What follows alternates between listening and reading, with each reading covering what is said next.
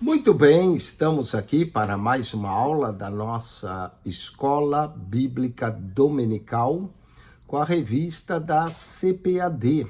E nós estamos estudando o desafio da fé, defendendo a fé contra as heresias, em defesa da fé cristã.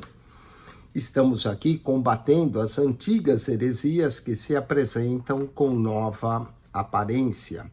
Essas heresias sempre tentam subtrair a divindade de Cristo ou do Espírito Santo, ou acabam negando o Pai, dizendo só Jesus, enfim. Nós temos várias heresias que atacam a Trindade e atacam a natureza divina de Cristo. Nessa lição de número 7, nós vamos abordar as naturezas humanas e divina de Jesus. Jesus é plenamente homem e é plenamente Deus. Na época do apóstolo João, em sua carta, João nos fala que alguns negavam que Cristo tinha vindo em carne. Esse era o espírito do anticristo. Bom, a igreja lutou, as pessoas aceitaram que Jesus veio em carne. Mas aí surge outro problema, negar a divindade de Jesus. Nessa lição, nós vamos estudar acerca da natureza humana e da natureza divina de Jesus. E esperamos que depois dessa lição você possa estar apto para defender tanto a humanidade quanto a divindade de Cristo Jesus. A doutrina de Cristo é essencial para a nossa salvação. Negar as naturezas divinas ou humanas de Cristo é negar o Filho de Deus. Vamos então ao texto áureo da nossa lição, que se encontra na carta de Paulo aos Romanos, capítulo 9, verso de número 5. Diz assim: dos quais são os pais, e dos quais é Cristo, segundo a carne, o qual é sobre todos Deus bendito eternamente. Amém.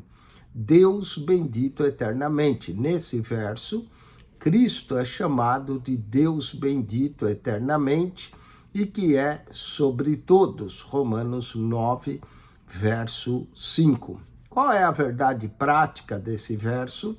É que Jesus é o eterno e verdadeiro Deus e, ao mesmo tempo, verdadeiro homem. Mas como é possível isso? Bom, Filipenses nos responde que, sendo em forma de Deus, não teve por usurpação ser igual a Deus, antes se esvaziou, tomando a forma de servo. Nós vamos ler Romanos capítulo 1, verso 1 ao 4, e depois iremos ler Filipenses, capítulo 2, verso 5 ao 11. Romanos 1, verso 1. Paulo, servo de Jesus Cristo, chamado para apóstolo, separado para o evangelho de Deus. Interessante, o evangelho é de Cristo, mas aqui ele chama o evangelho de Deus, porque o evangelho tanto é de Cristo, quanto o evangelho é de Deus. Então, o Novo Testamento não tem dificuldade nenhuma, às vezes, intercalar Deus e Cristo, o Espírito de Deus, o Espírito de Cristo. Você pode ver isso em Romanos 8, 9, fala do Espírito de Deus, o Espírito de Cristo. Aqui, o Evangelho de Deus, o Evangelho de Cristo. Não há nenhum problema intercalar Deus e Cristo no Novo Testamento. Mas continuando, o qual havia prometido pelos seus profetas nas Santas Escrituras. Olha que interessante, todos os profetas falaram dele, apontaram para ele. Então, quando Cristo veio, ele veio cumprindo as profecias. Há no nosso canal do YouTube 100 profecias da Bíblia, 100 profecias do Antigo Testamento que se cumpre no Novo. E eu estou falando só de 100, mas na verdade há mais de 300 profecias do Antigo Testamento que se cumprem no Novo e mostra-se no Novo. Vamos ao terceiro verso de Romanos 1. acerca de seu filho, que nasceu da descendência de Davi segundo a carne. Nós temos a genealogia de Jesus tanto em Mateus 1 quanto em Lucas 3. Declarado Filho de Deus em poder, segundo o Espírito de santificação, pela ressurreição dos mortos, Jesus Cristo, nosso Senhor. Aqui vemos a Trindade, ó. No verso 1, Evangelho de Deus, verso 4, Filho de Deus, verso 4, ainda Espírito de santificação, Espírito Santo, pela ressurreição dos mortos, Jesus Cristo, nosso Senhor. Vamos a Filipenses agora, outra carta de Paulo, Filipenses 2, verso 5, diz assim: de sorte que haja em vós o mesmo sentimento que houve também em Cristo Jesus, que sendo em forma de Deus, não teve por usurpação ser igual a Deus, mas aniquilou-se a si mesmo, tomando a forma de servo, fazendo-se semelhante aos homens, e achado na forma de homem, humilhou-se a si mesmo, sendo obediente até a morte, e morte de cruz. Pelo que também Deus o exaltou soberanamente e lhe deu um nome que é sobre todo nome, para que ao nome de Jesus se dobre todo o joelho dos que estão nos céus e na terra e debaixo da terra, e toda língua confesse que Jesus Cristo é o Senhor, para a glória de Deus Pai. Esse verso aqui nos fala que ele era forma de Deus, igual a Deus, no verso 6. Nos fala também que só Deus deve ser adorado, a Bíblia ensina isso, não é? Só o Senhor deve ser adorado e servido, mas no entanto, se Jesus não fosse divino, como é que todo joelho vai se dobrar, tanto dos que estão no céu, na terra e debaixo da terra, e confessar que Jesus é Senhor, para a glória de Deus Pai. Portanto, vemos aqui que Cristo é tão divino quanto o Pai é divino. Por isso que ele é adorado, glorificado e exaltado. Vamos então ao comentário aqui da nossa lição. Nós vamos voltar falando da natureza divina de Cristo. Temos que voltar ao concílio de Niceia, em 325 depois de Cristo. Foi definitivamente nesse concílio estabelecida a cristologia e a doutrina da Trindade no outro concílio de Constantinopla, em 381 depois de Cristo.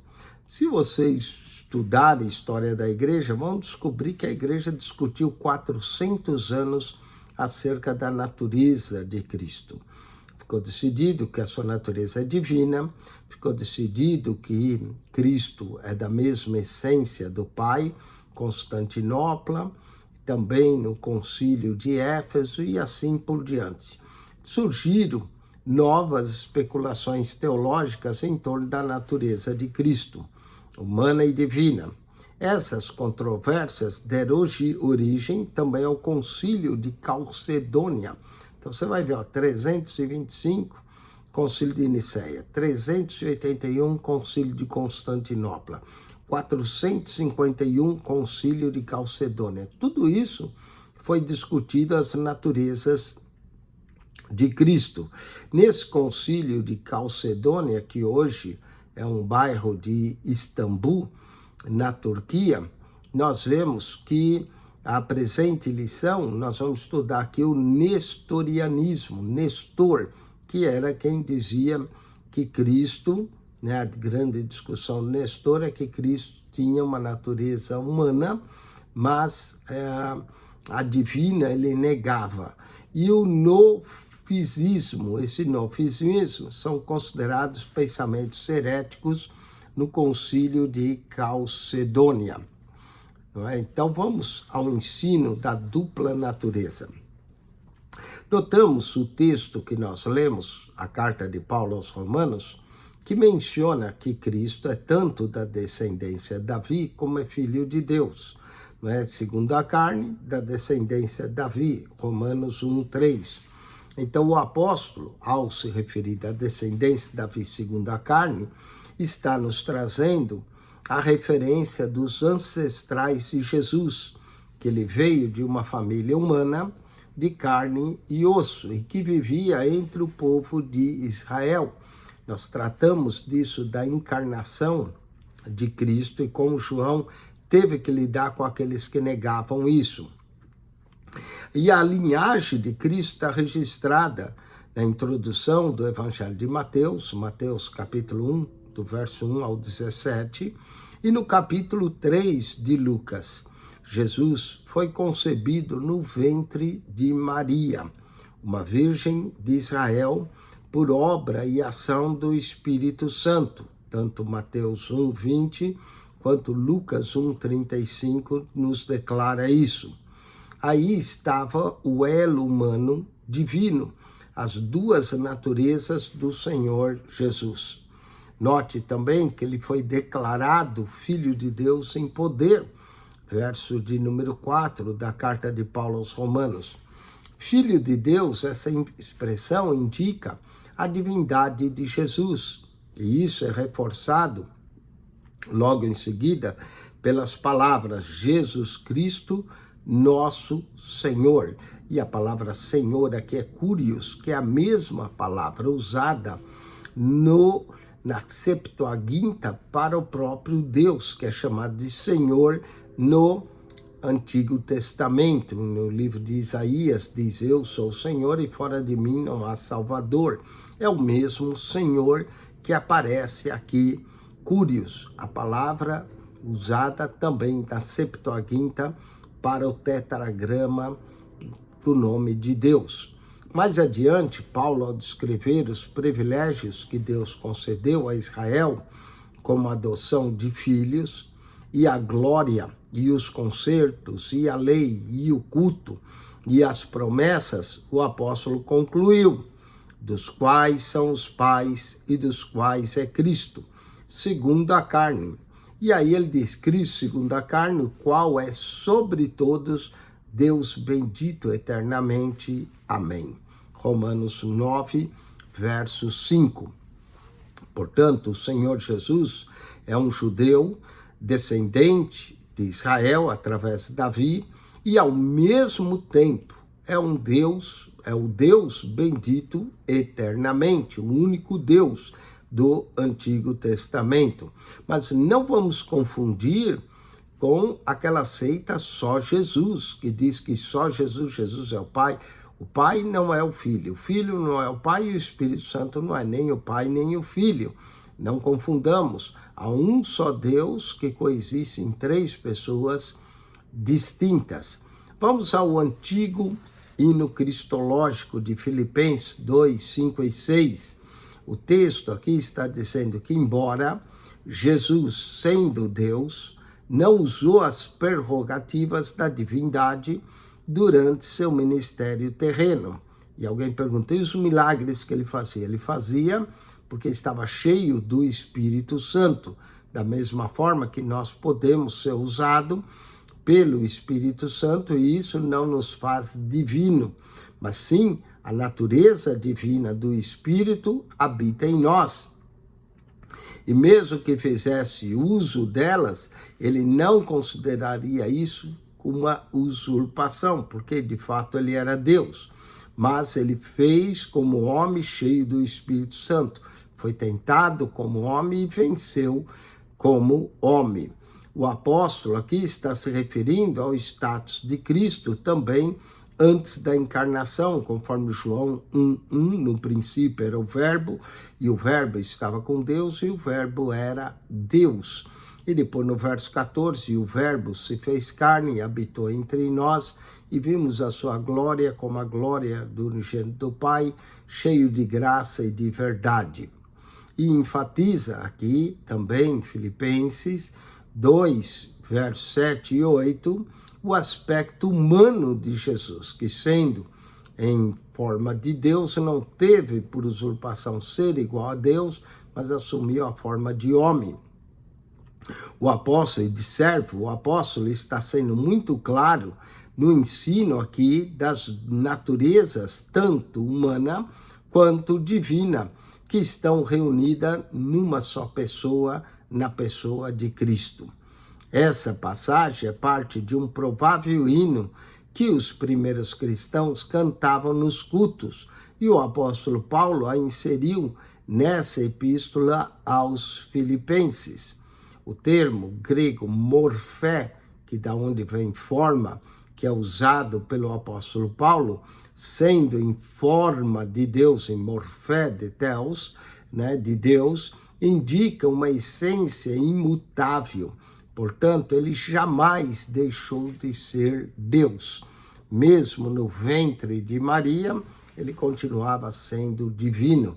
Tanto é que a saudação de Isabel disse: o que faz que a mãe de meu Senhor venha me ver. Então, o Senhor Jesus é declarado tanto da descendência de Davi, segundo a carne, como Filho de Deus em poder.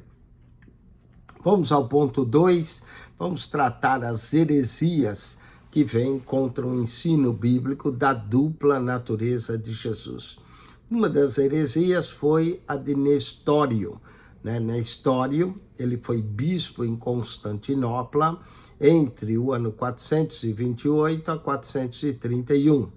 Nestório discordava do título dado a Maria, que defendido por Cirilo de Alexandria, Theotokos, que é mãe de Deus, isso de 376 a 444. Em grego, Theotokos, literalmente portadora de Deus ou mãe de Deus, sugeriu a receptora de Deus, e Nestório defendia que ela não era Theotokos, mas sim Christotokos, mãe de Cristo. Sim, Maria é mãe do Jesus humano, mas ela não gerou o Jesus divino. Ela apenas tinha ele no seu ventre. Por isso que ele dizia não, mãe de Deus, visto que Deus é eterno. De uma certa forma, na história estava certo, mas o termo Theotokos não era para exaltar Maria, mas sim exaltar a natureza divina de Cristo. A expressão adotada por Cirilo não era uma contradição em si mesmo, embora a posição de Nestório fosse biblicamente e teologicamente correta, a popularidade do termo mãe de Deus, Theotokos de Cirilo, impediu o êxito do termo e a explicação de Nestório, e a preocupação dele era menos com a mariolatria e mais com as ideias do arianismo, para defender que Cristo, mesmo no ventre de Maria, continuava sendo divino. E aí surgiu o nestorianismo. Nestório defendia a formulação dos pais nicenos acerca da divindade de Cristo e a humanidade também definida no credo niceno Constantinopla, em 381. Segundo o pensamento nestoriano, as duas naturezas de Cristo, a humana e a divina, eram duas pessoas. E essa foi a acusação contra ele. Ele dizia que eram duas pessoas, uma humana, outra divina. Ele não cria na união hipotástica, ou seja, houve uma união. A ilustração nestoriana era a comparação do marido e da mulher serem uma só carne, Gênesis 2:4. E essa alegada afirmação nestoriana foi considerada heresia pelo Concílio de Éfeso em 431. E ele foi condenado por esse concílio, que foi declarado um herege, e o imperador o exilou. Falemos agora de outra heresia, que é o monofisismo. O termo vem de duas palavras gregas, monos, que quer dizer único, physis, que quer dizer natureza. O monofisismo dizia uma única natureza. Seu principal expoente foi Eutico. também conhecido como eutique. Essa doutrina afirma que as duas naturezas de Cristo são fundidas em uma só natureza, amalgamada. O sentido amalgamar, não de unir, mas não se trata de uma união, mas uma mistura, uma fusão. Assim seria uma só natureza, mas híbrida. E aí, desse jeito, o novo monofisismo defendia o seguinte, que essa fusão tratava-se dessa união, que era uma fusão, uma natureza híbrida, ou seja, nem totalmente Deus, nem totalmente homem. E essa doutrina foi condenada no Concílio de Calcedônia, em 451. A ilustração que ele usava era que o bronze é uma liga de cobre e estanho, de modo que nem é cobre e nem estanho, mas é outro metal. Quanto à cor verde, é uma mistura das cores azul e amarela, assim como o bronze não é cobre nem estanho, e o verde não é nem azul nem amarelo. Da mesma forma, de acordo com Eutico, as naturezas de Cristo não são divina nem humana completamente. Quanto à resposta bíblica, segundo a Bíblia, o Senhor Jesus é perfeitamente humano e também perfeitamente divino. Romanos 9, 5, Filipenses 2, 5. Vamos ao Concílio de Calcedônia. Essa formulação teológica fala das duas naturezas em uma só pessoa.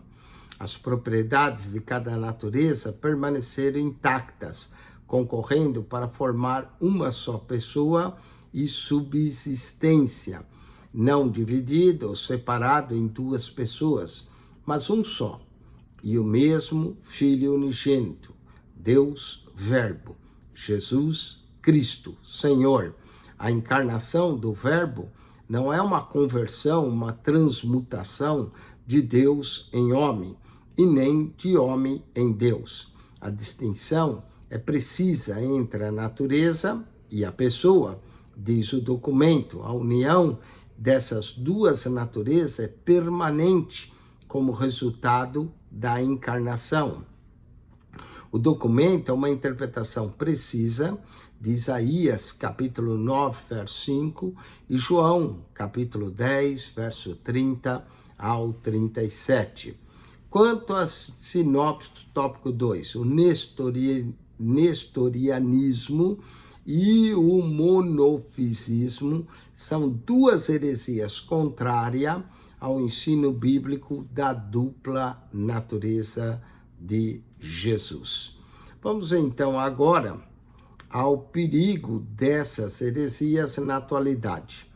Os monofisistas, quanto à doutrina monofisista, foi rejeitada juntamente com o nestorianismo. Houve reação, por exemplo, Jacob para Deus, do ano 500 ao 578, que era um monge sírio, liderou o grupo monofisista e preservou a tradição sírio-monofisista, conhecida mais tarde como a tradição jacobita. Ele e seus seguidores rejeitaram a decisão do Concílio de Calcedônia. Quem são eles hoje? São as igrejas ortodoxa, cóptica, armênia, abissínia e jacobistas. E é importante conhecer a cristologia dessa tradição cristã, a saber como responder os seus questionamentos e, sobretudo, conservar a fé em Jesus. O Deus que se fez homem, o Emanuel, conforme Mateus 1:23, o Deus conosco, o Deus que se manifestou em carne, conforme 1 Timóteo, capítulo 3, verso de número 16.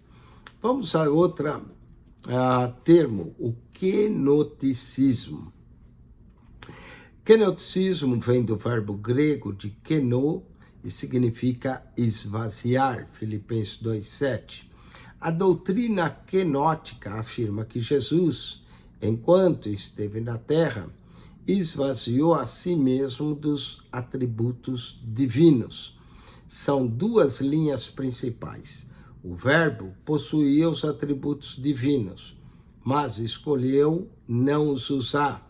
E as prerrogativas da deidade foram usadas, mas na submissão do Pai e na direção do Espírito Santo. Entendemos que sem esses atributos divinos, Jesus é menos que Deus. O que nós fala do esvaziamento de Cristo.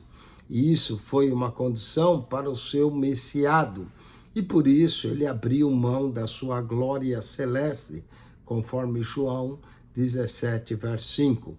Jesus revelou sua natureza divina quando esteve na terra. Ele agiu como Deus, pois perdoou pecados. Marcos 2, 5 e 7, Lucas 7, 48. Ele também aceitou receber adoração, que é devida somente a Deus. Mateus 8, 2, Mateus 9, 18, Mateus 15, 25, João 9, 38. Ele também repreendeu a fúria do mar em Mateus 8, 26 e 27, Marcos 4, 39, mostrando aqui que somente Deus tem esse poder. Isso está no Salmo 65, 7, Salmo 89, 9, Salmo 146, 8, diz que o Senhor é que abre os olhos ao cego, e ele abriu os olhos ao cego de nascença. Vamos falar um pouquinho da mariolatria. O catolicismo romano, ao adotar o termo Theotokos, mãe de Deus, de Cirilo, ou seja, um pensamento antibíblico que se desenvolveu numa teologia e permanece até hoje, por conta da sua popularidade. Com isso, aprendemos que o que parece certo e a escolha popular nem sempre representa a verdade plena. Atos 8, verso 9 ao 11. Vamos às sinopses do tópico 3. As heresias a respeito da dupla natureza de Jesus trazem implicações para a conservação da nossa fé em Cristo e de sua perfeita revelação. Concluindo essa lição, vemos que o Concílio de Calcedônia, em 451, reafirmou os dois outros concílios anteriores, na verdade 3, porque também tem o de Éfeso, 431. Mas o de Niceia, 325, de Constantinopla, 331, ratificando os credos produzidos por esses conclaves gerais e estabeleceu definitivamente as duas naturezas de Cristo. A melhor maneira de se proteger dessas e de outras heresias é conhecer bem o que acreditamos e os ensinos oficiais da Igreja e seus, respectivamente, fundamentos bíblicos. Isso nos serve como referencial quando nos deparamos com doutrinas inadequadas que ressurgem em nossos dias, negando a natureza divina, e mesmo dentro da tradição cristã, como os monofisistas, que continua existindo, igrejas cópticas, as igrejas que se separaram da ortodoxia grega. Vamos então à revisão dos conteúdos através de perguntas, procurar responder ela.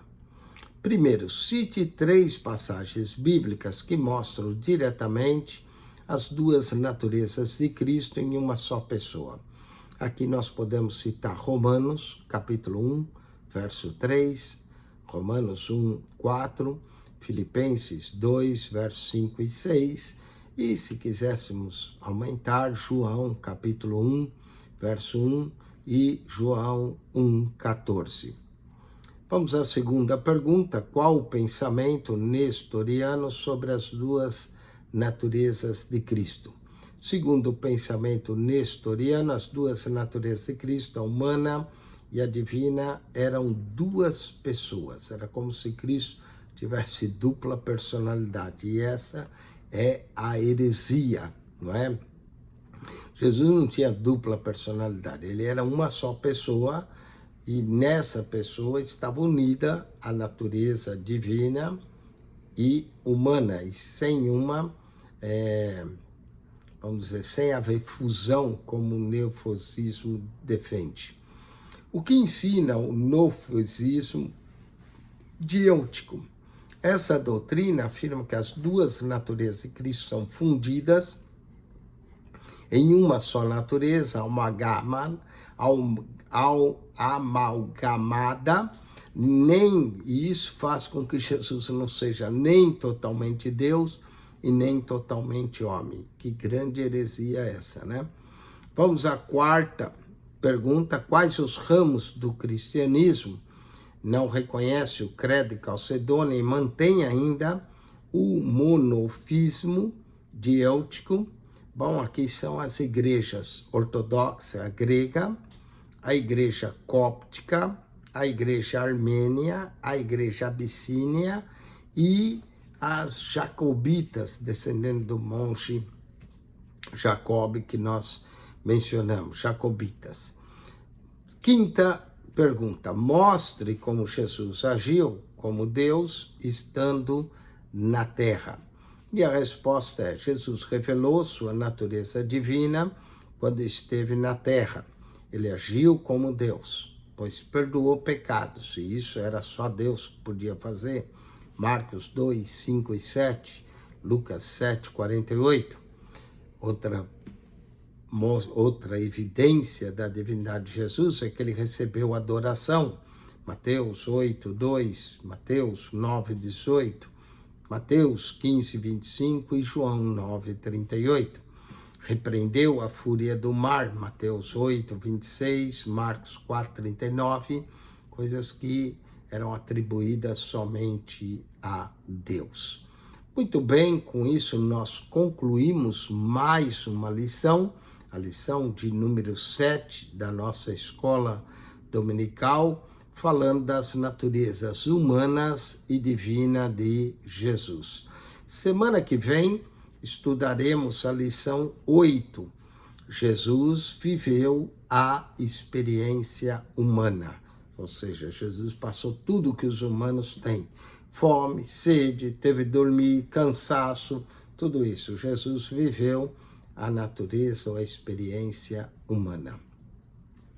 Bom, esperamos com isso ter-lhe ajudado a entender as duas naturezas de Cristo, não é? Jesus é 100%, né? 100%, se podíamos dizer, 100% divino, 100% humano. Aí tem gente que vai dizer que Jesus é 200%. Não, Jesus é plenamente humano, plenamente divino.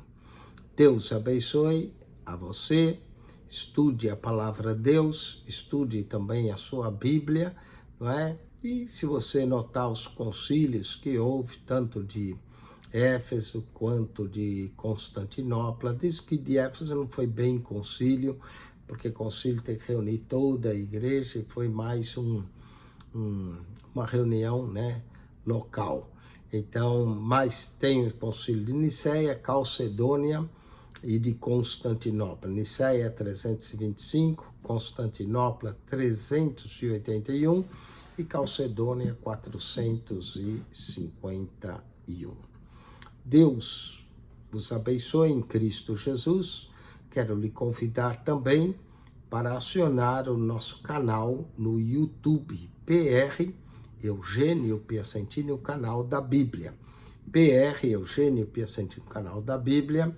Nesse canal você vai encontrar 252 pastas ali no playlist, com mais de 7.500 vídeos. Nós já gravamos um comentário toda a Bíblia. Se você quer ver o comentário, desça. Todas as pastas são 252, você vai descer todas até chegar em Mateus, que é a primeira pasta, lá embaixo, né? E aí de Mateus até o Apocalipse, de Gênesis a Malaquias, toda a Bíblia é comentada para você. Temos também várias outras pastas, como personagens do Antigo Testamento, 260 personagens, não é todos, mas os principais.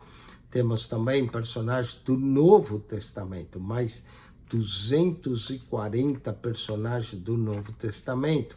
Temos uma visão panorâmica da Bíblia, livro por livro, 66 livros da Bíblia. Temos uma pasta para quem quer conhecer os livros deuterocanônicos ou apócrifos, onde nós explicamos esses livros. Temos uma pasta Teologia Cristã, né, os 2000 anos de teologia cristã, movimento pentecostal, as declarações das 16 verdades fundamentais das Assembleias de Deus norte-americana. Você vai encontrar ali as 16 verdades fundamentais.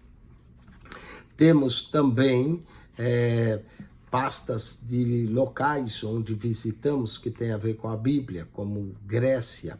Tivemos na cidade de Atenas, ali falando das viagens missionárias de Paulo. Temos também nosso canal Viagens ao Egito, ao Monte Horebe, Sinai, Península do Sinai. Temos também a Israel. Temos a Roma, as catacumbas de Roma. Temos viagem que fizemos na cidade de Corinto, a ilha de Patmos, da onde João escreveu o Apocalipse. Então você vai encontrar maravilhas ali. O Museu da Bíblia que visitamos em Washington, 5 andares. A Bíblia não é coisa de museu, mas para você entender a história da Bíblia. Museu da Bíblia em Washington. Temos também a réplica da Arca de Noé, que nós visitamos no estado de Kentucky, filmamos para você. É muito material para você aumentar o seu conhecimento bíblico, aprender cada vez mais das Sagradas Escrituras. Então, entre nosso canal PR Eugênio Piacentini, o canal da Bíblia. Entre lá e aproveite esse canal, aprenda bastante com ele e cresça na graça e no conhecimento de nosso Senhor e Salvador Jesus. Deus abençoe. Além da CPAD, nós comentamos também a revista da Betel, comentamos a revista CADB, comentamos a revista da Central Gospel e também comentamos a da Conimadeb. Então, você tem que Assembleia de Deus Cristo para Todos. Você tem muito material para enriquecer o seu conhecimento bíblico. Deus abençoe em Cristo Jesus. Amém e amém.